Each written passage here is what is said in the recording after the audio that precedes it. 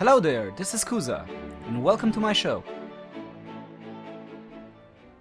It's time to branch out, guys. A whole new game. This is Hearts of Iron 3, as you might see on the screen. We're playing with the latest expansion, their finest hour.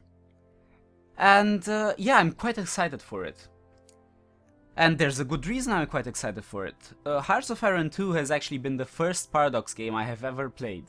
So this series actually holds a very important spot in my heart. I know it sounds corny, but it is. It's actually my introduction to hardcore strategy games. And I've never looked back from that. I've continued playing every other Paradox game and all kinds of other strategy hardcore stuff. But this game is actually the one I like most. What I must say, I haven't quite yet learned the game as well as the last one. I mean, in Hearts of Iron 2 I was really good. This game I still need to learn a little bit, but hopefully we can do that together. Maybe if you're a veteran or stuff like that, you can teach me. I have nothing against that. But yeah, let's actually jump right into it. I haven't yet decided upon the country I want to play, but I have an idea of what I want to do. I don't want to play a big country. I mean, one of the important ones. I mean, like United Kingdom, Germany, the Soviet Union, or even the United States or Japan. These are just too big for me for right now. I mean, I know what I'm supposed to be doing, and I think having the amount of freedom you get from playing such a big country with a lot of resources is quite liberating and fun. But to be honest, I think it's beneficial for me as a player and for the series just to start with a small country, something that's more compact, that can be explained in shorter videos, where you don't need to watch a front that's 2,000 kilometers long just to know what you should be doing next. You know, I mean, just something that's a little bit more accessible for me. And there are a couple of countries that actually are quite good for that. I mean, first of all, I thought about Italy. But, I don't know, I don't want to play Italy that much. I'm not much of a fleet guy. I don't really like the navy that much. So, that leaves us with a couple of other options. I thought about Romania. Romania is actually my top candidate right now. I thought about Canada, which I once played quite successfully as an invasion force into Italy. I've actually put them into North Africa, conquered Libya, and then I've landed in Sicily first, and then I've did something like Anzio Cassino, and I've beaten the Italians back until Rome, and then I just was out of manpower and I couldn't do anything anymore. Yeah, that was fun times. Or maybe something like Australia was also on my mind, but Australia is also a navy-centric country, so yeah, maybe we'll do that some other time. It's always a possibility. And I've also thought about Spain, but to be honest, I don't know if you can do that much with Spain. Spain was historically only involved in their own war, the Civil War, and afterwards Franco just refused to actively help Germany in any way and to actually join the Axis. And if the Republican side wins and I decide to play Republican Spain, I don't really know what to do, to be honest. If I join the Allies, I'm fucked by Germany. If I join the Comintern, I'm fucked by Germany. If I join Germany, well, why play Republican Spain and not Nationalist Spain? So yeah, that's a possibility. I mean, nationalist Spain is another possibility, but I think even Spain is also a lot focused on the navy, and again, I don't really want to do that. Maybe some other time. Hungary, I think, may also be a possibility, because I think you get a lot of territory from Slovakia, Romania, and Yugoslavia in this game per events. I'm not that sure because I haven't been reading the event files of the game, but if it's anything like Hearts of Iron 2, then it should happen. But yeah, I think, yeah, considering the situation, I will go for Romania. Because I think it's a country where you have a lot of time to actually prepare, and when the war starts, you are actually in the thick of it. You are fighting against Soviet Russia, and yeah, that's nothing to be trifled with. So let's do that. In any case, this first episode will be more of a overview of the country we are playing. We will look at the amount of troops we have. We will look at what production capabilities we have, what resources we have, stuff like that, you know? So, let's actually start with... Let's just start taking it in a row. I mean, just starting with the resources. We are actually producing enough energy for the industry we have right now, I think. We need to let's check. Let's say we invest everything we have in supplies. Would we have enough? I'm not sure. Well, how much production do we actually have right now? We have 19 production. We need, I think, 2... it must say here somewhere. Yeah, we need 2 energy, 1 metal, and 1/2 of a rare material each day for each production unit. So, yeah, we are not producing enough energy. We need actually 38 energy right now per day to actually produce everything. We need 19 metals, so we also lack some metal. And we need 9.5 rare materials per day, so we lack those as well. What we do have a lot of is actual crude oil. So we will try and actually sell our crude oil to countries such as Germany, maybe Italy, whoever, and just trade in the goods that we actually need to keep our industry rolling. That's also a reason why I won't be actually constructing any industrial capacity, because Romania is in such a bad shape when it comes to resources that you don't really have the ability to sustain an industry later on, a bigger industry later on. It will increase anyway through better technologies and through better social policies and stuff like that. So actually building industry is, in my opinion, not a good idea. Let's keep going. Diplomacy. We will align ourselves to the Axis, because this just makes the most sense. If we try and join anything else, like the Soviet Union or France, we will just get steamrolled by Germany as soon as the war starts. We might try to just be neutral, but where's the fun in that? There's no fun in that, so we won't be neutral. Let's look at our production. As we have seen, we have at the moment 19 effective industrial capacity units. So let's see how we can actually divide them between the different areas that need industrial capacity to function. We'll put something in reinforcements, because we will always need to actually reinforce the attrition losses and the deserters and stuff like that in our army. So we will let's put a little bit less, 0.25. That should be enough. We will put, I'd say, 1.5 or something like that industrial capacity towards upgrades, because we don't actually need to upgrade our units too fast, because we have something like 5 years until the war actually starts, and we need to be prepared for it. Everything else we'll keep in supplies at the moment, because supplies will also be one of the currencies we will use to actually get the resources we need for our industry to operate.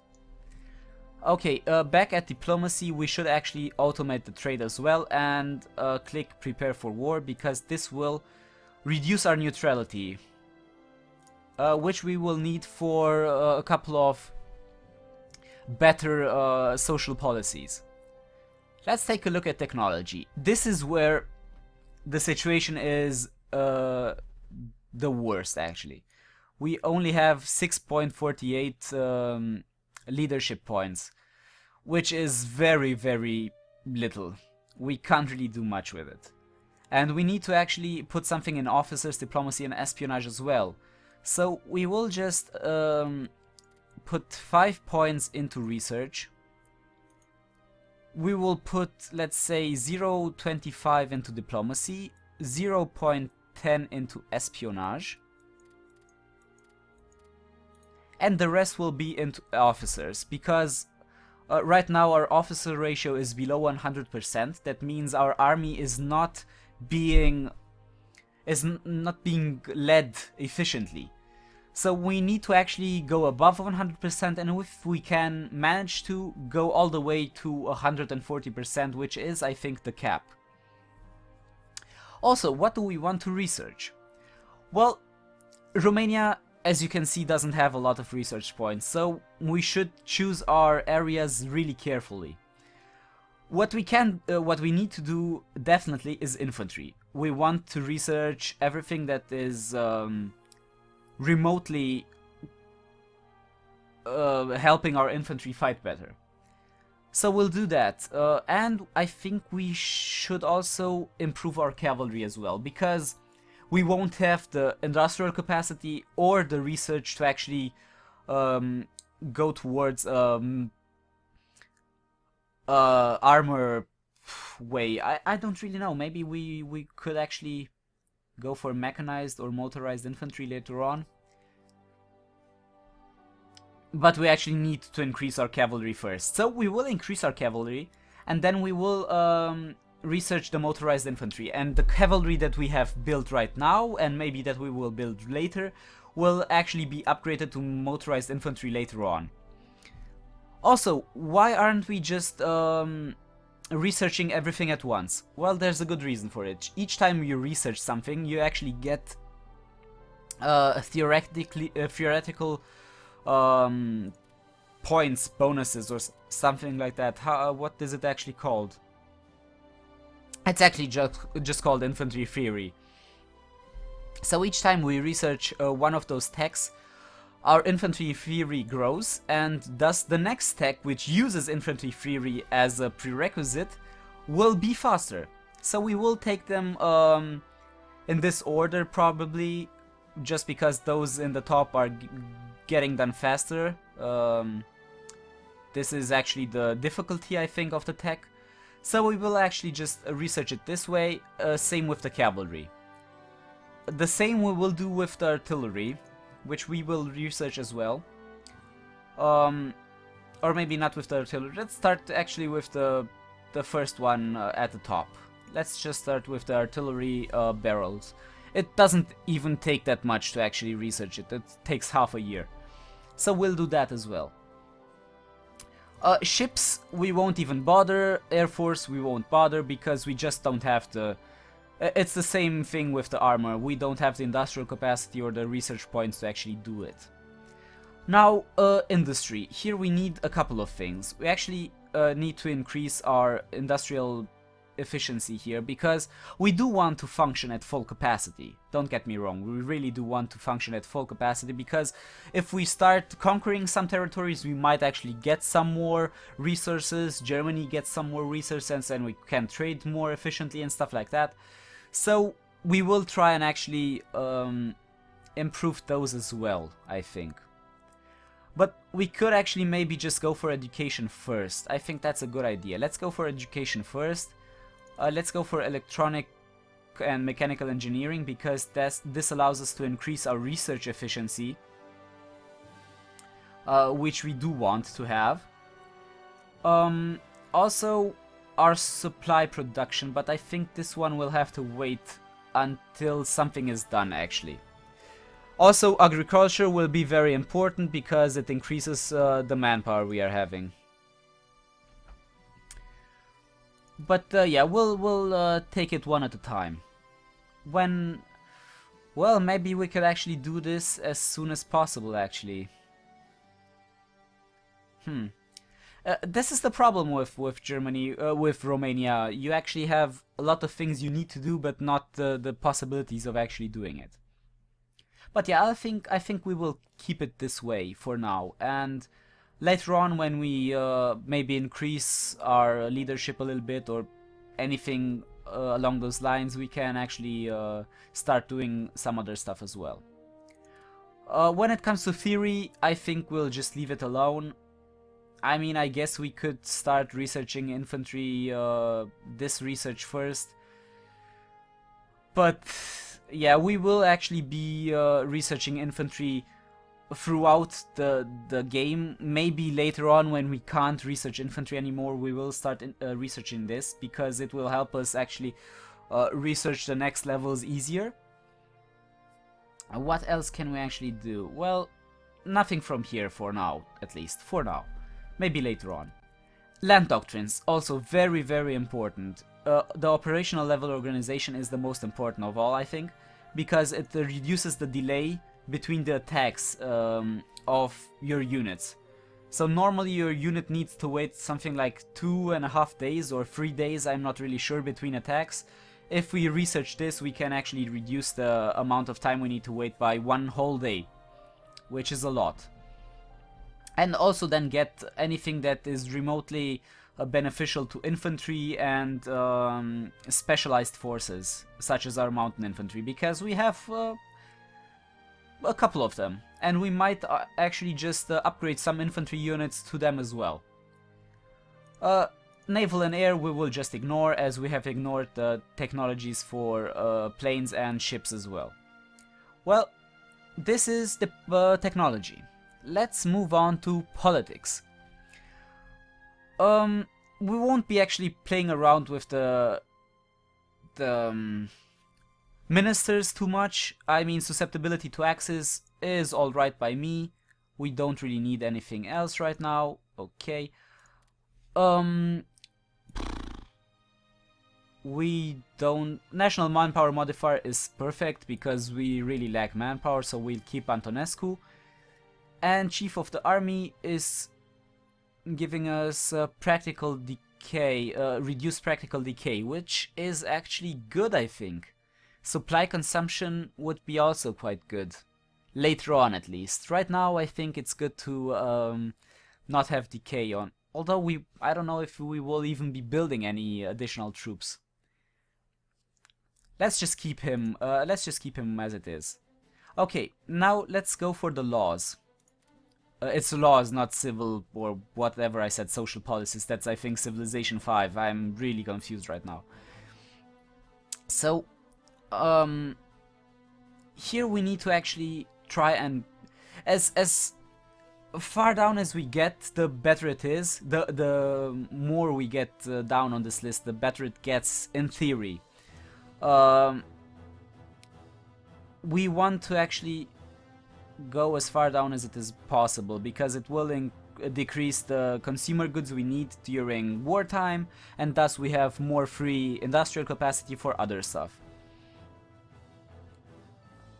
Well, to gain that, we actually need to have a more popular party, which won't happen for a while. Okay, conscription laws. We actually want to get as high as possible here. Service by requirement would be perfect, but I think we need to be at war for this, yeah. 3-year draft would be as good as it gets for us in peacetime. So, considering we are a democracy right now, we need to actually get our neutrality below 55%. And we have actually started this by taking that one decision we had, which lowers our neutrality by 0.2 per I don't know what. I guess it's our neutrality. Let's see. Minus 0.2. I don't know what the range is per day. I think. I don't know. I don't think per day. It might be per month or something like that. In any case, so we need to lower our neutrality first and then to raise our unity. And we will do that in a second when we get to the intelligence thing. Okay, so also we need to get as high as possible here. I don't really know if it's that good to actually go completely down, especially, well, you get additional resources, so it's perfect to actually go as far down as it's possible. The only downside to that is you actually lose money, or you don't gain as much money as you usually would, but I think that's okay.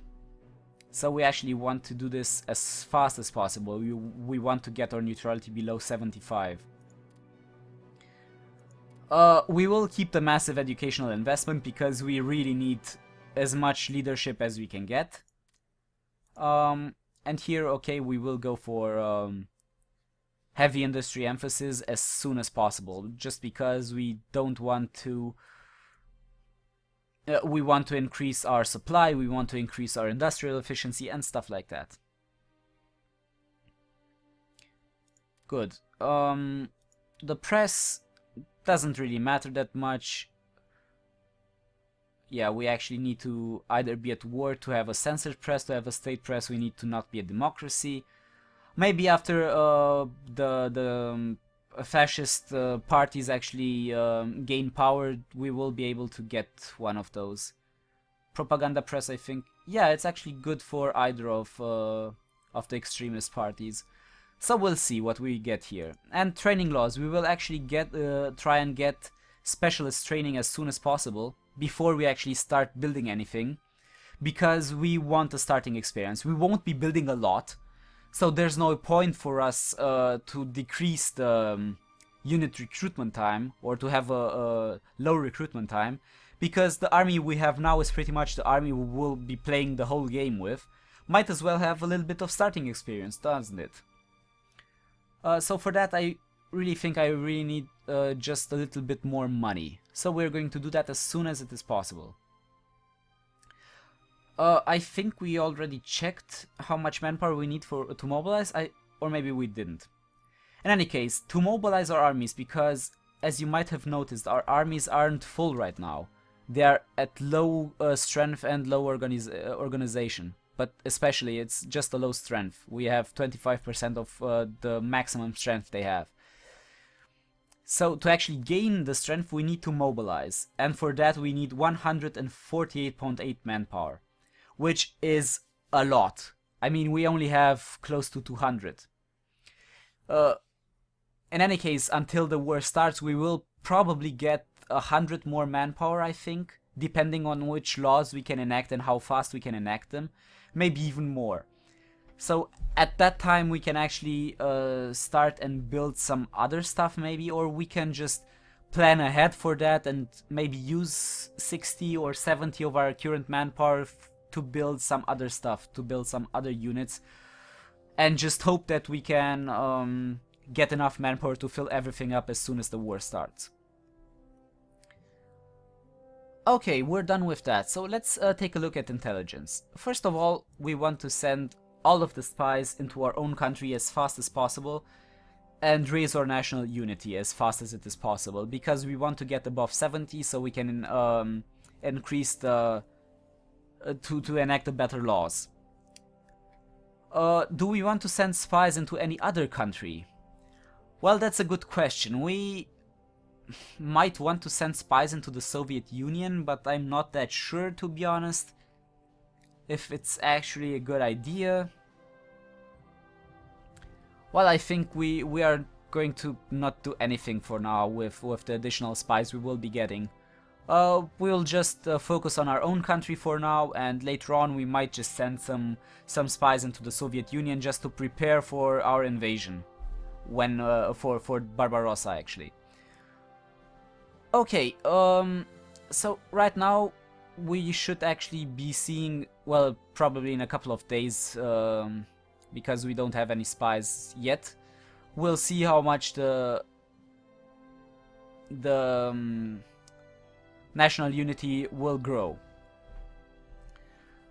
But yeah, let's talk a little bit about what my short-term goals are actually for Romania. Or maybe let's check the armies first. We have, let's actually pick this. Yeah. Okay, so we have two large theaters. The Bucharest headquarters, which has all of the eastern side of Romania, Funnily enough, let's take this part as well.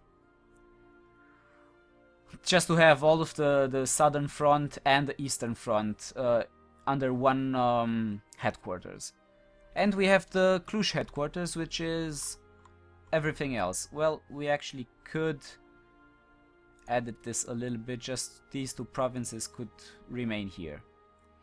Perfect. Now, I don't really know what this actually helps us with. I think it only helps us if we give the AI the control over our army, which we won't do because the AI is really bad.